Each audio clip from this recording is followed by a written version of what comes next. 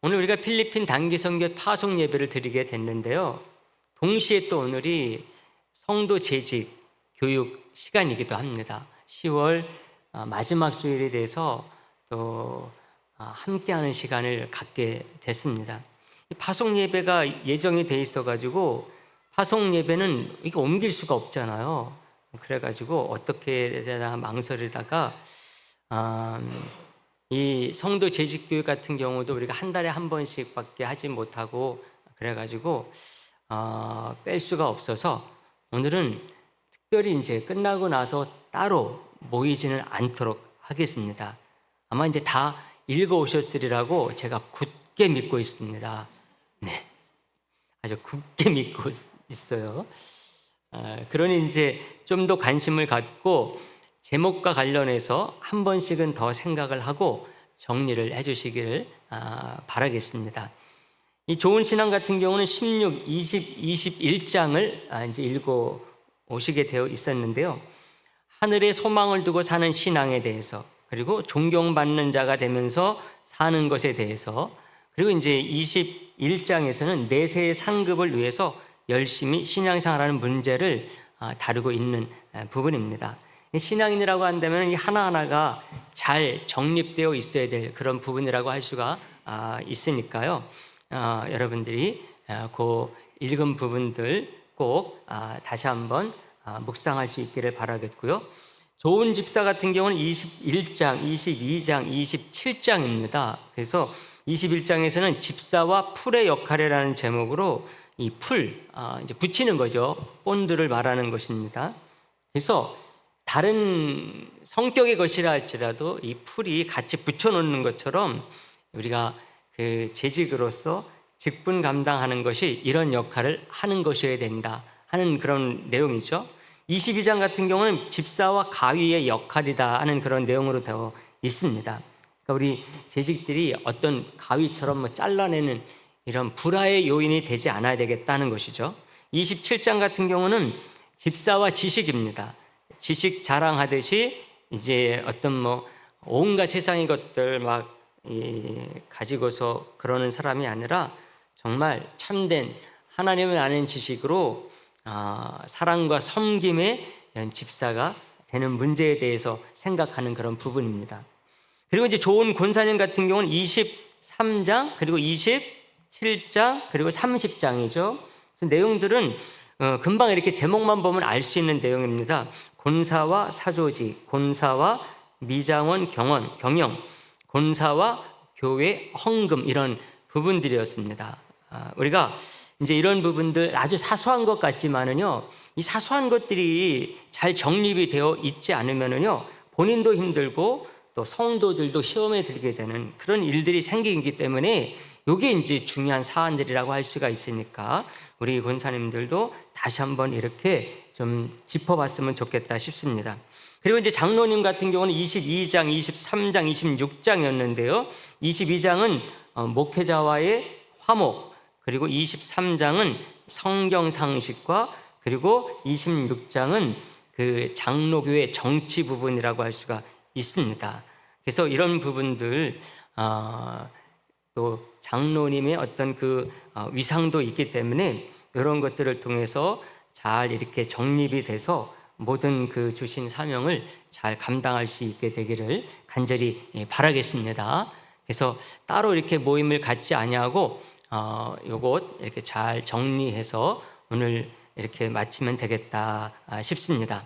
여러분, 신앙생활은 설교 한 번 듣는 것으로 절대로 다 되지 않는 것 너무나 잘 아시죠? 제가 반복하지 않아도 이제 혹시 이제 그렇게 생각을 해서 이런 부분들을 소홀히 하는 분이 있다 그렇다고 한다면은 빨리 그런 생각을 접고 바꾸시는 게 신상의 이롭다 이렇게 말씀을 드리고 싶습니다. 그래서 세상이 강하고 사탄이 쉬지 않고 역사하는 그런 세상인 만큼 우리도 정말 그런 도전에 대해서 응전하는 자세로 이런 노력들 중단하지 않고 나아가는 우리 모든 재직들, 성도님들 되기를 간절히 바라겠습니다. 이런 이 지속성에 대해서 말한다고 한다면은 오늘 우리가 이제 나누게 될 이 선교에 대한 부분들은 더욱더 그렇다고 할 수가 있습니다. 절대로 이게 한 번에 되는 일이 아니거든요. 어느 정도 했으면은 이제 선교 그만해도 되겠다. 단기 선교 이제 그만해도 되겠다. 이런 게 절대로 아니라고 할 수가 있습니다. 주님이 오시는 그날까지 우리가 정말 모든 이 정성과 열정 이것을 다 모아서 계속 해야 되는 그런 일인 줄을 저와 여러분들이 꼭 마음속에 새기고, 또 우리 단기 선교 우리 대원들도 그렇게 마음속에 새길 수 있게 되기를 간절히 바라겠습니다.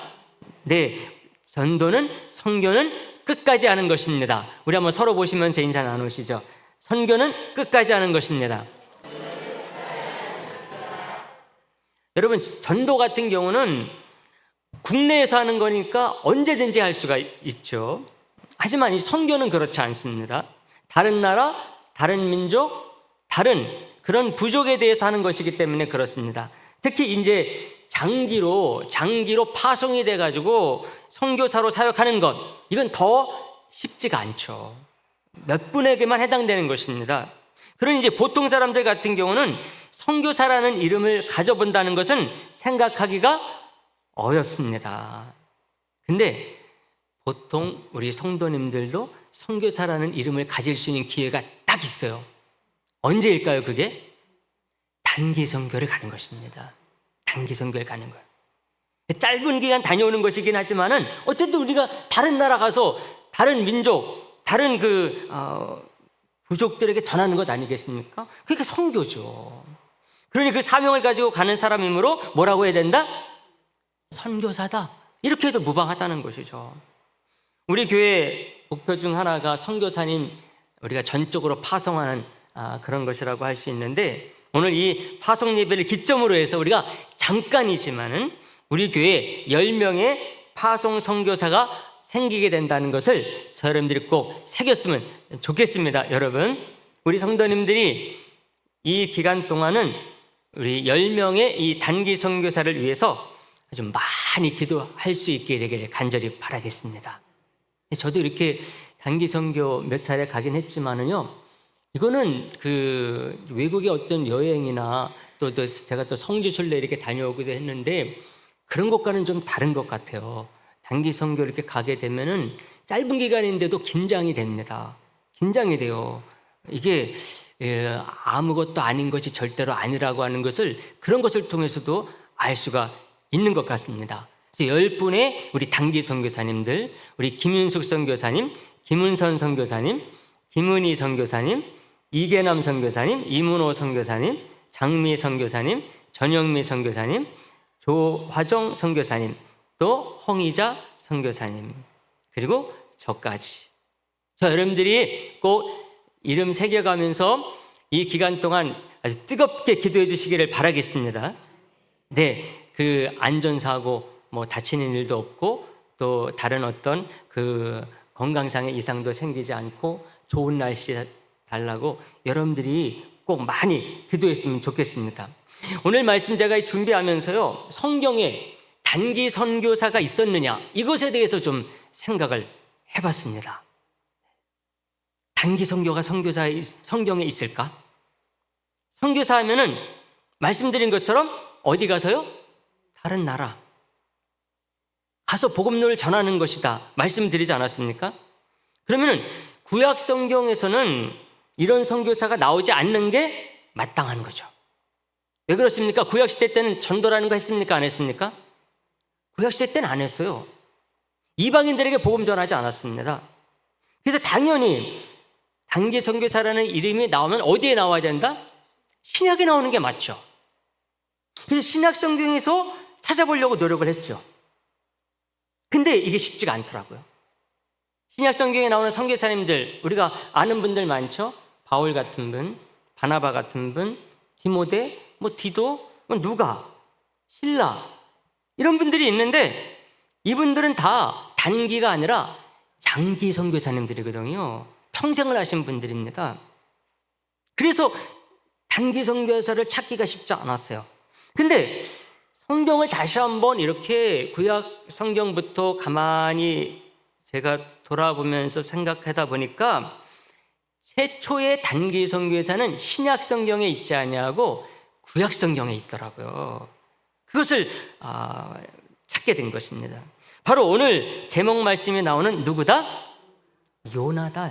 요나. 요나를 가리켜서 선교사라고 하는 사람이 있습니까? 없습니까? 없어요. 요나는 뭡니까? 직분이 선지자예요. 요나 선지자입니다. 요나 선교사라고 말하는 사람 없어요. 요나 선지자인 거예요. 근데 요나가 한 사역만 딱 생각하면은 이분은 선교사예요. 그것도 단기 선교사입니다.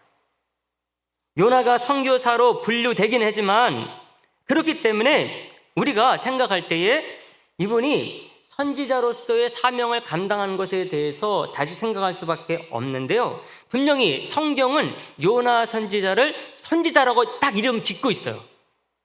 그건 분명합니다. 열왕기하서 14장 25절에 보게 되면 그 말을 딱 하고 있어요.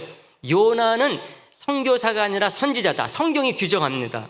이스라엘 하나님 여호와께서 그의 종 가드의 별 아미떼의 아들 선지자 요나를 통하여 하신 말씀과 같이 이렇게 딱 말을 하고 있는 거죠. 근데 요나 선지자를 보게 되면요, 선지자로서 뭐를 감당했나? 그런 내용이 없어요. 찾을 수가 없어요. 최소한 성경에 보게 되면은 요나 선지자는 북이스라엘의 여로보암 2세 그때에 활동했던 선지자입니다.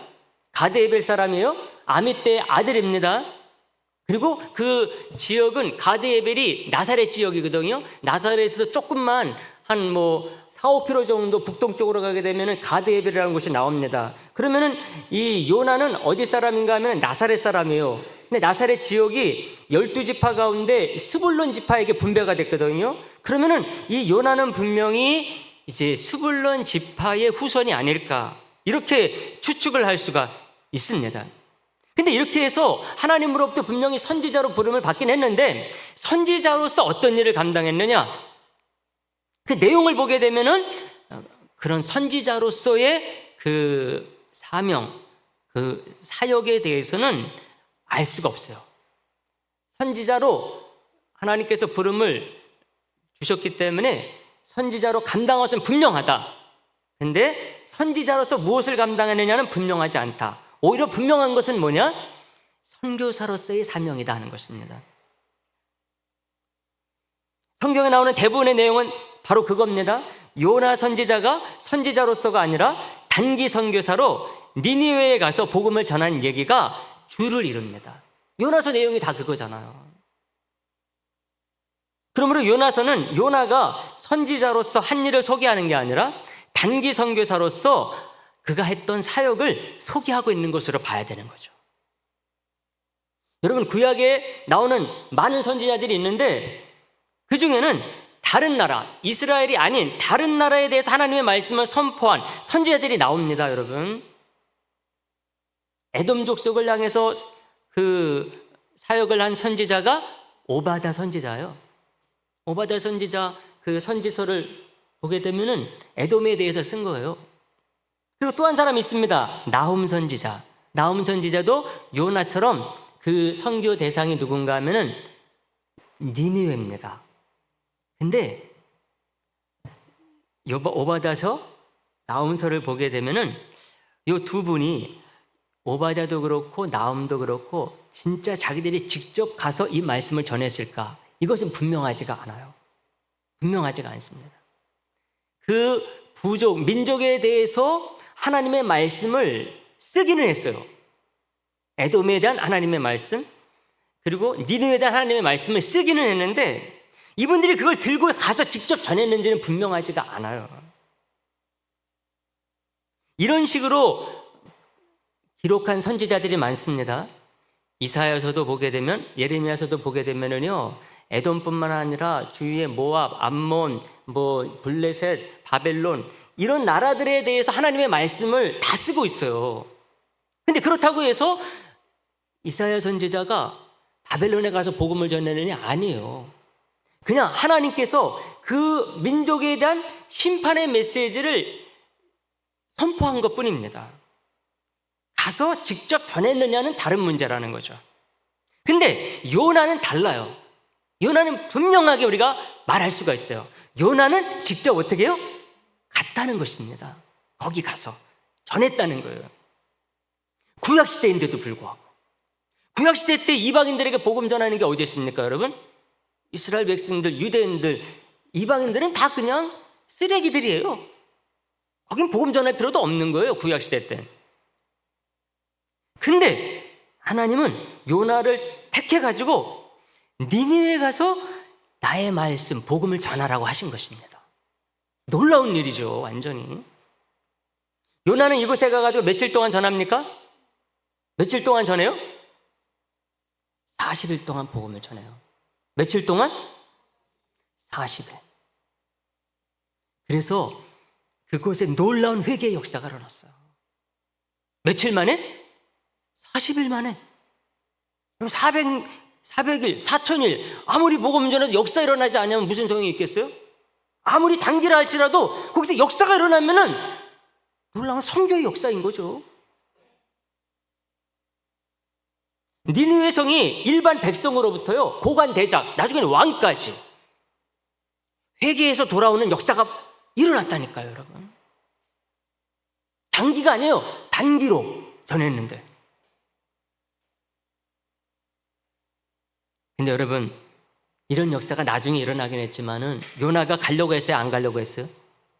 안 가려고 했다는 게 문제인 거죠.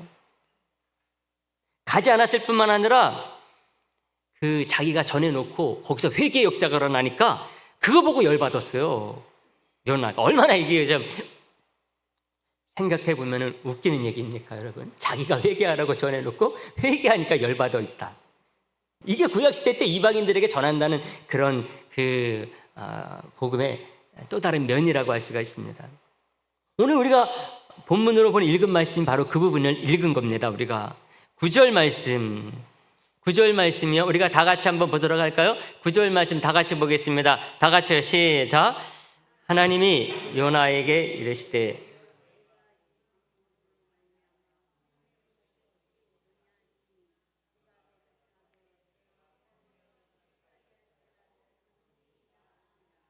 아멘.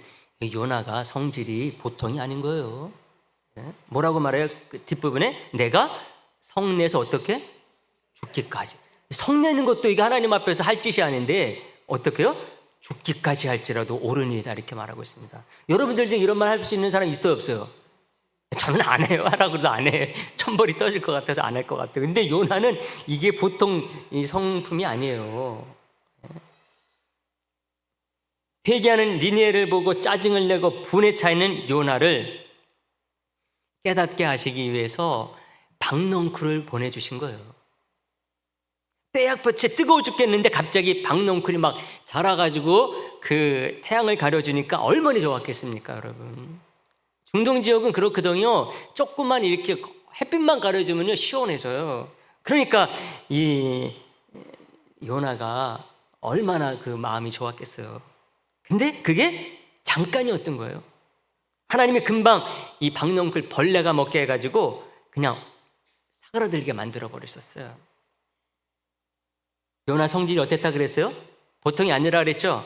그냥 있지 않았어요. 8절 오늘 본문 첫 절에 이렇게 말해요. 오늘 본문 첫 절. 해가 뜰 때 하나님이 뜨거운 동풍을 예비하셨고 해는 요나의 머리에 쪼임에 요나가 혼미하여 스스로 죽기를 구하여 이르되 사는 것보다 죽는 것이 내게 더 나으니라. 이렇게 말을 하고 있습니다. 박넝쿨 하나만으로도 이렇게 짜증을 내고 분노에 차 있었던 것이죠. 그러니 하나님이 이런 요나의 그 반응, 그것을 딱 지적을 하시면서 한 그루의 박넝쿨도 네가 이렇게 소중히 여기는데 한 영혼 얼마나 소중하냐. 얼마나 소중하냐. 특히 니느웨는 그 영혼이 몇 명이나 있다고요? 12만 명. 11절에 나오죠. 11절 말씀도 다 같이 볼까요? 11절도 다 같이 봅니다. 시작. 하물며 니느웨에는 좌우를 분별하지 못하는 자가 12만 명이요 가축도 많이 있나니 내가 어찌 아끼지 아니하겠느냐 하시니라. 할렐루야. 말씀하신 것입니다. 니느웨에 있는 그 생명들이 네가 소중하게 여기는 박넝쿨만큼도 못하냐? 말씀하신 것이죠. 사랑하는 성도 여러분, 스튜어트 브리스코 목사님이라는 분이 선지자가 본 하나님이라는 책에서 이런 말씀을 했어요. 우리가 하나님을 가장 멀리하고 멀리하려고 할 때 하늘의 사냥개들이 우리를 계속 뒤쫓는다는 사실입니다. 우리가 종종 하나님께 우리 자신을 내버려 달라고 요청할지라도 그는 우리들로 하여금 그렇게 하지 못하도록 말로 닿을 수 없는 사랑으로 거절하십니다. 이렇게 딱 말하고 있습니다. 요나가 하나님이 맡기신 그 니느웨 선교를 거부했을 때 어떻게 했어요? 하나님이 끝까지 쫓아가시죠. 다시스로 도망가는데 하나님께서 그냥 내버려 두지 아니하시고 쫓아가시잖아요. 그래서 결국은 잡아다가 어떻게 합니까? 사역을 감당케 하시는 거죠. 이것을 그렇게 비유했어요. 이 목사님이 하늘의 사냥개의 비유를 했습니다. 하나님 놓치지 않는다는 거죠. 결국은 잡아다 그 일 감당하게 만든다는 것입니다. 하늘의 사냥개로 하여금 끝까지 쫓아가서 그 사명을 감당케 하시는 분이 우리 하나님이시다. 그만큼 뭐를 귀하게 여기신다? 한 영혼을 귀하게 여기신다는 거죠. 한 영혼을. 요나는 정말 그것을 체험했을 것입니다. 사냥개처럼 다시스로 가는 바다까지 쫓아와가지고 고기 뱃속까지 쳐넣으시면서 이 요나를 어디로 가게 하십니까? 니느웨로 가게 하시잖아요. 그 하나님 체험한 거죠. 요나는 그때 고기 뱃속에 들어가서 하나님께 기도했던 것 같아요. 요나서 우리 오늘 4장 봤는데 앞부분에 보면 그 요나의 기도가 나와요. 하나님의 그 간곡한 사명을 거부하고 고기 뱃속에 들어가면은 저와 여러분 같은 경우는 어떻게 기도했을 것 같아요, 여러분? 죽는 줄로 알고 죽음을 준비해야 될 것 같은데 요나는 그게 아니었어요. 자기가 그거 거부하고 갔으니까 그렇게 고기 뱃속에 쳐넣어졌으면은 나 죽는 거구나 그렇게 생각했어야 되는데 그게 아니었다니까요. 살고 싶었나 봐요. 거기에서도 자기가 한 짓이 있는데도 불구하고 한 짓이 하나님 앞에서 좀 대놓고 하나님 말씀하신 걸 거부한 거잖아요. 그러니까 이거 죽어도 싼 거 아니에요. 근데 그래서 이제 고기 뱃속에 들어갔으니까 이게 죽는 거구나. 근데 요나 그렇게 생각하지 않았다니까요. 살고 싶었던 것 같아요. 그 기도에 나와요. 요나서 2장 6절에 보게 되면은 뱃속에서 어떻게 기도했는지. 내가 산의 뿌리까지 내려갔사오며 땅이 그 빗장으로 나를 오래도록 막았사오나 나의 하나님 여호와여 주께서 내 생명을 구덩이에서 건지셨나이다. 딱 이렇게 말하고 있어요. 아직 하나님이 구해준 게 아니에요. 요나가 고기 뱃속에 있을 때 이렇게 기도했다. 그 내용이거든요. 아직 산 거예요? 안 산 거예요? 안 산 거죠.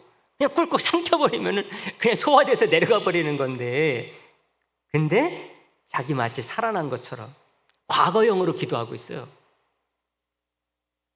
아마 이때 요나가 서운했던 것 같아요. 2장 9절에 보면 그런 내용이 나와요. 나는 감사하는 목소리로 주께 제사를 드리며 나의 서원을 주께 갚겠나이다. 이런 말이 딱 나옵니다. 요나의 마음 가운데 막 두 마음, 세 마음이 막 들었던 것 같아요.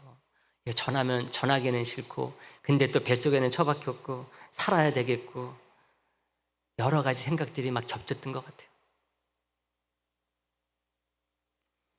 사랑하는 성도 여러분, 우리는 요나가 얼마나 중요하고 대단한 선지자인지 잘 압니다. 요나는 구약성경에 나오는 그 내용 때문에도 중요하지만은요, 신약성경에서 예수님께서 요나에 대해서 인용한 것 때문에 중요합니다. 예수님은 기적을 보여달라고 요구하는 사람들에게 요나의 얘기로 대신했어요. 요나가 사흘간 고기 뱃속에 죽었다가 살아나온 것처럼 예수님도 십자가에 죽으셨다가 부활할 것임을 예수님께서 말씀하신 거예요. 이것을 보면은 여러분, 우리 하나님이 어떤 분이신가를 알 수가 있는 거거든요. 어떤 면에서는 억지로 한 순종이에요. 그렇죠? 요나가 400일도 아니고 4000일도 아니에요. 40일밖에 안 되는데 그걸 억지로 순종했잖아요. 그렇지만 요나의 이 순종과 사명 감당을 통해서 정말 인류 역사상 그 누구도 이루어보지 못한 니느웨 성의 회개를 맛봤습니다. 이런 극적인 복음의 역사를 누가 체험해봤습니까, 여러분? 요나 외에 이런 거 체험해본 사람이 없어요. 니느웨는요 당시 아수르의 수도였습니다. 그리고 아수르는 악하기로 소문난 민족이었어요. 얼마나 잔인한 민족인지 몰라요. 근데 그런 악한 족속이 요나가 40일 가서 전했는데 회개한 거예요. 40일 했는데 이걸 요나가 체험했다니까요. 그리고 나중에 예수님의 부활을 온몸으로 예표하는 선지자가 됐어요. 그러니 더 이 요나는 감사가 더 누구보다도 아주 가득해야 되는 그런 사람이라고 할 수가 있어요. 은혜를 입어도 크게 입은 사람이에요. 축복을 받아도 큰 축복을 받는 사람입니다. 억지로 했지만 그렇게 했을 때에. 그리고 요나는 최초로 선지자의 이름도 갖고 선교사의 이름도 가질 수 있는 유일한 사람이라고 할 수가 있습니다. 요나는 자기도 의도하지 않았고 생각지도 않았던 최초의 단기 선교라는 이름을 갖게 된 것이죠. 마치 이제 내일이면 떠날 우리 상원제일교회 10명의 단기 선교사들의 일대 선배가 된 것이죠. 믿으시기를 간절히 바랍니다. 그러므로 우리 교회 모든 성도들도 이런 모습을 사모하는 분들이 되기를 간절히 바라겠습니다. 앞으로 기회가 오면은 누구보다도 먼저 나서는 분들이 되기를 주님의 이름으로 부탁의 말씀을 드립니다. 여러분, 평소에 체력 단련도 하고 영성 훈련도 하고 그러셔가지고 언제 목사님이 단기 선교 갑니다 할지 기대하시기를 바라겠습니다. 여러분, 이번 나가는 우리 대원들을 위해서 여러분들이 앞에서도 말씀드렸지만 기도 많이 해주시기를 바랍니다.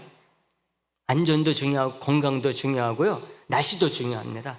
특히 우리 현지 그 영혼들 아주 중요하죠. 그 마음들을 우리 하나님께 준비시켜 주시옵소서. 말씀 정리하는데요, 오늘 우리는 필리핀 단기 선교를 앞두고서 드리는 이 파송 예배 속에서 오늘 주신 말씀 생각했습니다. 제목이 뭐라고요? 최초의 단기 선교사 요나입니다. 요나는 선지자이면서 이방 족속에게 직접 가서 복음을 전하는 선교사였어요. 니느웨라는 큰 성읍, 생각하면 정말 얼마 안 되는 짧은 시간에 회개 역사를 이룬 그런 선교 사역자 요나에 대해서 생각했습니다.